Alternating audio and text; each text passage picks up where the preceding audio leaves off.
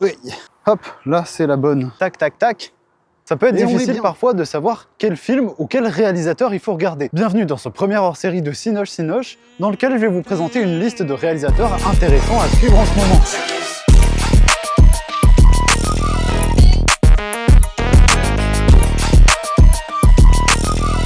Vous l'aurez compris, je vais vous parler de cinéastes qui m'ont touché, mais surtout qui font encore des films. Je vous le dis tout de suite, ça va pas être très original, donc pour les connaisseurs, je vous invite à mettre le ou les réalisateurs qui vous intéressent en commentaire, ou alors vous pouvez passer votre chemin bien sûr. Et on commence avec Josh et Benny Safdie, deux frères et réalisateurs notamment de The Smashing Machine et Marty Supreme. Je trouve qu'ils arrivent bien à faire des films très particuliers, mais quand même assez accessibles pour le grand public. On continue avec Wes Anderson, qui est à mes yeux un des réalisateurs les plus intéressants de la liste. C'est un réalisateur qui va mettre une certaine esthétique à l'image, avec des cadres toujours très symétriques, très carrés. On a un très bon échantillon de sa patte dans The Grand Budapest Hotel. Si vous voulez voir des films originaux, mais qui sont très bien faits, foncez voir ces films.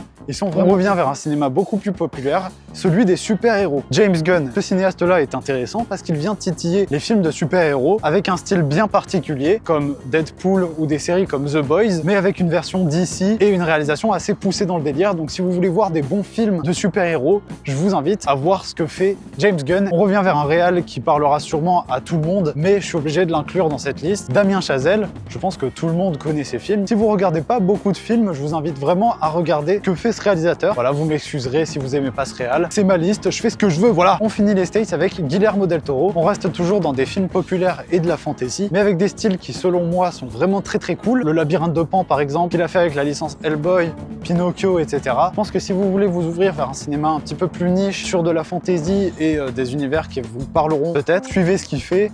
Il est toujours très actif. Frankenstein dernièrement est un film plutôt cool. Je vous emmerde pas plus avec les States. Pour ce qui est de la France, je vous avoue que j'ai pas trop creusé le sujet. Je vous invite à être très curieux et à aller voir un peu les films qui sortent. On a la chance d'avoir un cinéma qui est assez varié. Allez soutenir le cinéma français, c'est hyper important pour notre culture. Si vous soutenez pas ce cinéma-là, il va s'éteindre petit à petit. Et on passe enfin à l'international. Là, je vous avoue que je m'y connais un peu moins, mais bon, on y va. Allez, on commence avec Bong Joon-ho, l'un de mes réalisateurs préférés. Il a fait des films de fou comme Parasite et plus récemment Mikey 17. Donc vous l'aurez compris, il s'exporte un peu vers le cinéma américain. Si vous voulez voir des bons films américains ou des bons films coréens qui sortent en ce moment et qui vont sortir à l'avenir, suivez ce qu'il fait.